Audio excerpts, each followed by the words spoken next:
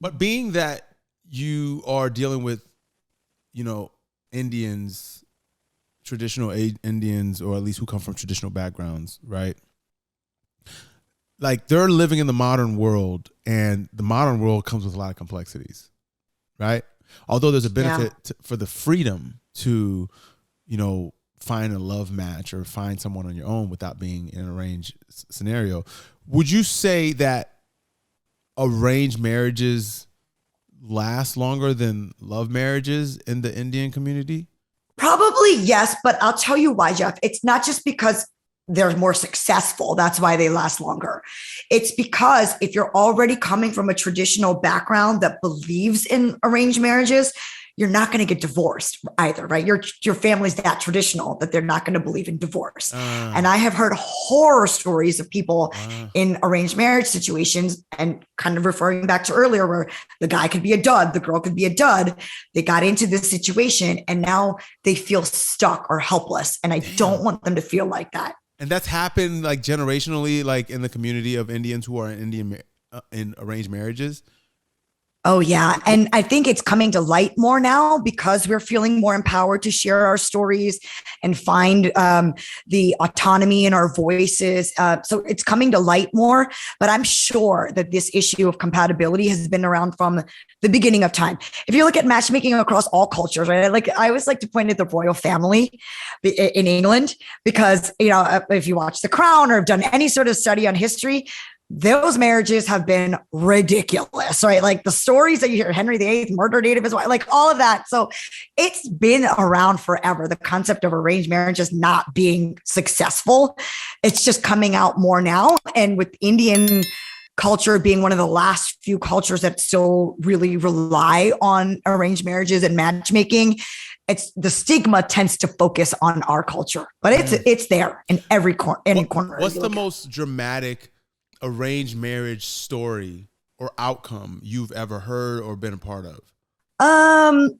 Okay, so this is just what I've heard, maybe secondhand. I haven't necessarily experienced it myself or even know this person, but abuse to the point where people have to end up calling the authorities, and then you're being a victim and not knowing who to turn to, and that perpetuates to the next generation. Yeah. You see it because your children.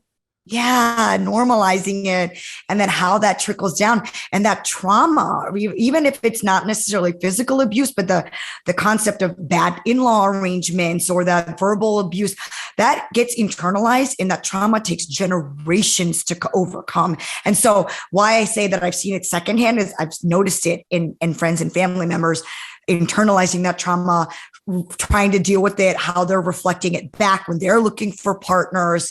It's a sad cycle, unfortunately. So what are some benefits, if any, of arranged marriages that I guess is getting lost today?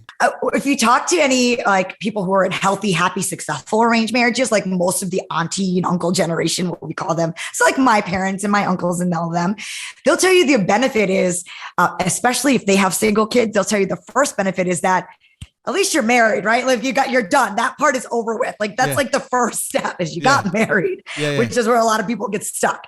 So I would say that. Two, it's probably like you're willing to be more open-minded or compromise, maybe just because you're not the one who's putting in all these conditions or concepts of I want this and I want that. Your family's kind of saying like, here's the broad range stuff what we're looking for. As long as you're meeting that criteria, we think the compatibility or success rate is going to be good. I also think that, again, being in a more traditional environment, if you're in an arranged marriage, you've not dated, you don't know what's out there, you have nothing to compare it to. So your first relationship, if it happens to be your husband or your wife, chances are you're going to learn and grow together. And so a lot of times our parents say is that you will learn to love your spouse. And when you're young, you're like, I don't want to learn to love them. I want to fall in love and then make them my spouse. Yeah. From their perspective is you guys are growing up together. You're experiencing life together. Those shared bonds should lead to love. Yeah. That's a good point, because when you're put in a scenario where you're, for lack of a better word, forced to learn somebody, you're kind of like with your feet to the fire.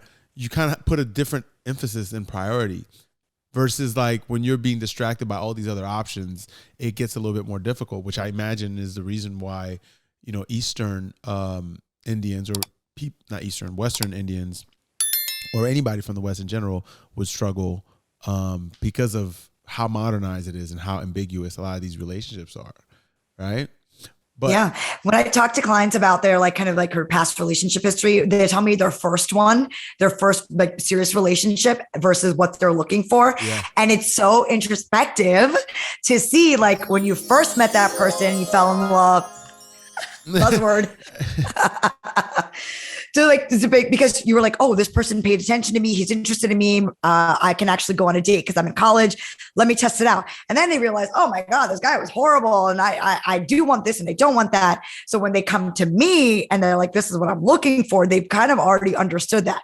So imagine if you married that first person you ever dated, how would you know what you wanted and what you didn't? And if you were married, then the chances are you're going to try to make it work even more so that the commitment is way more serious because you're already married.